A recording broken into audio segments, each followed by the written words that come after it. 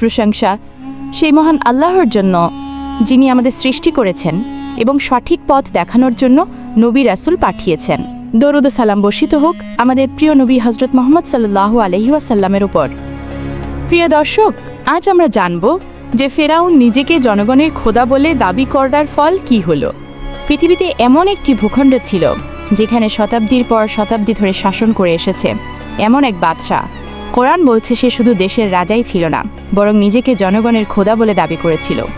কোরআনে বর্ণিত আছে, একবার সে অহংকার করে বলেছিল, আনা রব্বুকুমুল আলা, আমি তোমাদের সবচেয়ে বড় রব। এই অত্যাচারী শাসক তার নিজের সামনে জনগণকে সেজদা দিতে বাধ্য করত।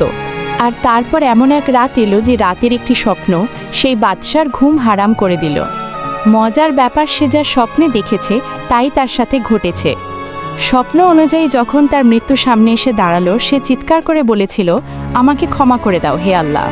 কিন্তু আল্লাহ তার লাশকেও মাটির নিচে দাফন হতে দিলেন না, বরং কিয়ামত পর্যন্ত তাকে মানবজাতির জন্য নিদর্শন করে রেখে দিলেন। মিশর সেই যুগের সবচেয়ে শক্তিশালী দেশ। নীল নদের তীরে গড়ে ওঠা শহরগুলোতে ফসল এমনভাবে ফুলত যেন সেখান থেকে সোনা ছড়ে পড়ছে। তাদের বাজারগুলো ছিল খুবই সমৃদ্ধ, আর তাদের পাথর নির্মিত আকাশচুম্বী অট্টালিকা এবং প্রাসাদগুলো ছিল তাদের অহংকারের অন্যতম নিদর্শন। এই সমৃদ্ধি আর অহংকারের কেন্দ্রে দাঁড়িয়েছিল এক নাম ফেরাউন। তার হুকুম শুধু আইনি ছিল না, মানুষ তার হুকুমের ওপর ঈমান আনতে বাধ্য হতো। সে হুঙ্কার দিয়ে বলতো, আমি তোমাদের সবচেয়ে বড় রব। আর এই হুঙ্কারে মিশর নীরব হয়ে যেত। এই মিশরই ছিল এক এমন জাতি যারা কখনো আর আলোর মুখ দেখেনি। তারা হলো বনি ইসরাইল। তাদের ঘর আলাদা, পোশাক আলাদা, জীবন আলাদা। তাদেরকে দাস বানিয়ে রাখা হতো। তাদের পুরুষরা সকাল থেকে সন্ধ্যা পর্যন্ত বড় বড় পাথর টেনে মিশরীয়দের আকাশচুম্বী অট্টালিকা আর প্রাসাদ বানাতো, আর রাতে ক্লান্ত হয়ে লুটিয়ে পড়ত। তাদের নারীদের বাঁচিয়ে রাখা হতো দাসত্বের ধারাবাহিকতা বজায় রাখার জন্য, যাতে এই নারীরা আরও বেশি দাস জন্ম দিয়ে ফেরাউনদের অট্টালিকা বানাতে পারে। ফেরাউন ইচ্ছাকৃতভাবেই এই জাতিকে দুর্বল করে রেখেছিল। আমার ছায়া পড়লে মাটি পবিত্র হয়, আমার পদধ্বনিতে পাথর কাঁপে। কারণ দুর্বল জাতি কখনোই তার সিংহাসন নাড়াতে পারবে না, কিন্তু বুদ্ধিমানের জন্য ইশারাই যথেষ্ট। তাফসিরে ইবনে কাসির অনুযায়ী এক রাতে ফেরাউন একটি স্বপ্ন দেখেছিল। সে দেখল বাইতুল মুকাদ্দাসের দিক থেকে একটি আগুন বেরিয়ে আসছে, যা মিশরের ঘরবাড়ি জ্বালিয়ে দিচ্ছে। কিন্তু বনি ইসরায়েলের ঘরগুলো ছিল অক্ষত।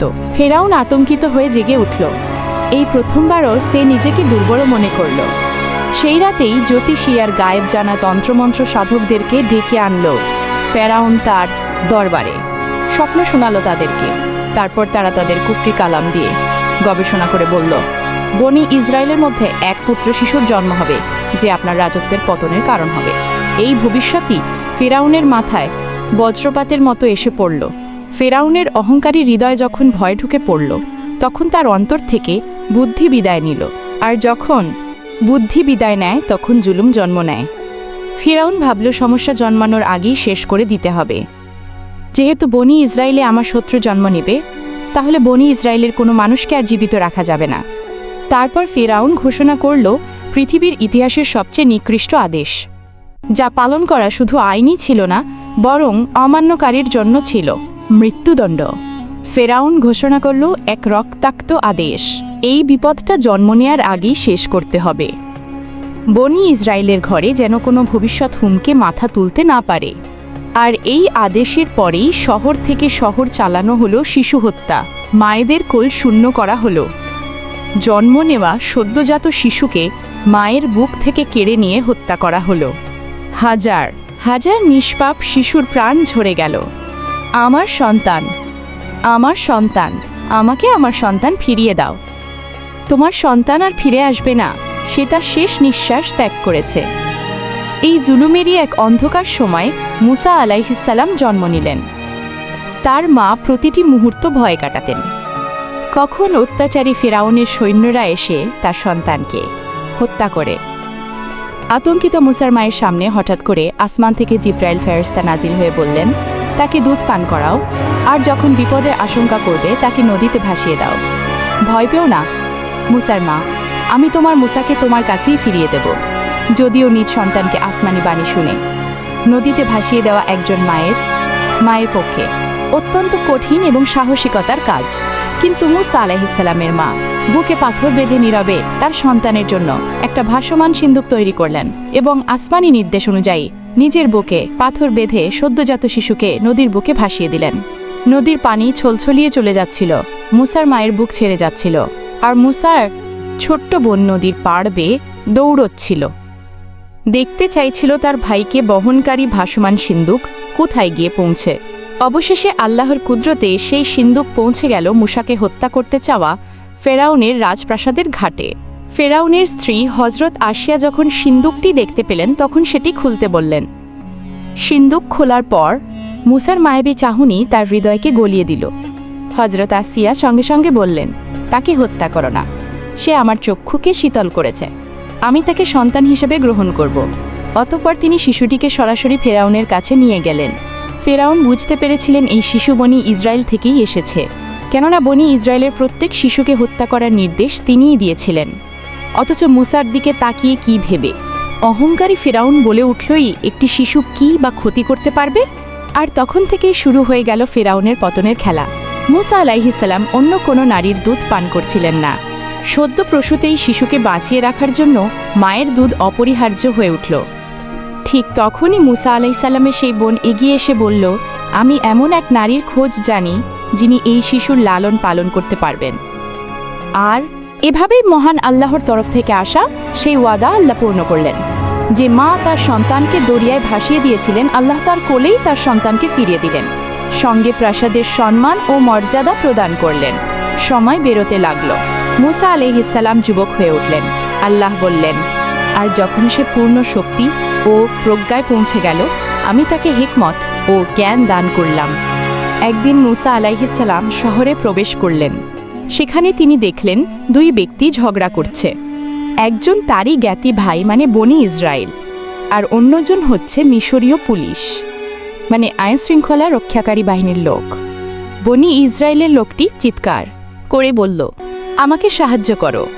সেই আওয়াজ সোজা গিয়ে আঘাত করল মুসা আলাইহিসসালামের হৃদয়ে। তিনি এগিয়ে গেলেন এবং বনি ইসরায়েলের লোকটিকে পুলিশের হাত থেকে রক্ষা করতে পুলিশের মুখে একটি সজোরে ঘুষি মারলেন। সেই মিশরীয় পুলিশ মাটিতে পড়ে গেল আর উঠল না। মুসা আলাইহিসসালাম বুঝে গেলেন তার ঘুষিটা প্রয়োজনের চেয়ে অতিরিক্ত জোরে পড়ায় সেই পুলিশ মৃত্যুবরণ করেছে। তিনি সঙ্গে সঙ্গে আল্লাহর কাছে ক্ষমা চাইলেন। কোরআনে আল্লাহ বলেন, আমি তাকে সাথে সাথে ক্ষমা করে দিলাম, কিন্তু মিশর তাকে ক্ষমা করল না। শহরে আগুনের মতো খবর ছড়িয়ে পড়ল। আগে থেকে সন্দেহের চোখে দেখা ফেরাউন এবার নিশ্চিত হয়ে গেল যে বনি ইসরায়েলিকে রক্ষা করার জন্য আমার পুলিশ হত্যা। নিঃসন্দেহে এই মুসাই সেই ব্যক্তি যার ব্যাপারে ভবিষ্যৎবাণী করা হয়েছে। সাথে সাথে ফেরাউন হুকুম জারি করল মুসাকে। ঠিক তখন প্রাসাদের কাছ থেকে এক ব্যক্তি দৌড়ে এসে বলল, হে মুসা, নেতারা তোমাকে শেষ করে দেওয়ার পরামর্শ দিয়েছে, এখনই এখান থেকে চলে যাও। মুসা আলাইহিসসালাম পেছনে ফিরে তাকালেন না। সব মাল সামানা ফেলে রেখে মরুভূমির অজানা পথে হাঁটতে লাগলেন। শুধু একটা জিনিসই সঙ্গে ছিল, আল্লাহর উপর অটল বিশ্বাস। আল্লাহ বললেন, মুসা ভয় ও আশার মাঝখানে শহর ত্যাগ করলেন। সামনে ধুধু মরুভূমি, তীব্র গরম, ক্ষুধা, পিপাসা, আর মুসা আলাইহিসসালামের ঠোঁটে মাত্র একটি দোয়া, হে আমার রব, আমাকে জালিমদের হাত থেকে রক্ষা করো এবং তোমার হেফাজতের ছায়ায় আমাকে স্থান দাও। অবশেষে মুসা আলাইহিসসালাম মাদিয়ানে পৌঁছালেন। শহরের বাইরে একটি কূপ, সেখানে পুরুষরা তাদের পশুগুলোকে পানি পান করাচ্ছিল, আর একটু দূরে দুটি মেয়ে কিছু বকরি নিয়ে নীরবে দাঁড়িয়েছিল, সুযোগ খুঁজছিল। মুসা আলাইহিসসালাম তাদের সামনে গিয়ে জিজ্ঞেস করলেন, আপনারা কূপ থেকে পানি নিচ্ছেন না কেন? তারা বলল, পুরুষরা চলে না যাওয়া পর্যন্ত আমরা অপেক্ষা করি, আর আমাদের পিতা খুবই বৃদ্ধ। তারপর মুসা আলাইহিসসালাম কূপের কাছে এগিয়ে গেলেন এবং তাদের পশুগুলোকে পানি পান করিয়ে দিলেন। এরপর তিনি সেখান থেকে সরে এসে একটি গাছের ছায়ায় বসে বললেন, হে আমার রব, আমি তোমার সাহায্যের দিকে চেয়ে আছি। তুমি যাই আমাকে দান করো, আমি তার মুখাপেক্ষী। কিছুক্ষণ পর সাহায্যপ্রাপ্ত মেয়েদের একজন এসে মুসা আলাইহিসসালামকে বলল, আমাদের পিতা আপনাকে ডেকেছেন। যদি এই ঘটনা আপনাদের হৃদয়ে এতটুকু দাগ টেনে থাকে এবং এর পার্ট 2ও দেখতে চান, তাহলে ভিডিওটিকে যত বেশি সম্ভব লাইক করুন, শেয়ার করুন এবং চ্যানেলটি সাবস্ক্রাইব করুন। আর কমেন্টে আল্লাহু আকবার লিখতে ভুলবেন না।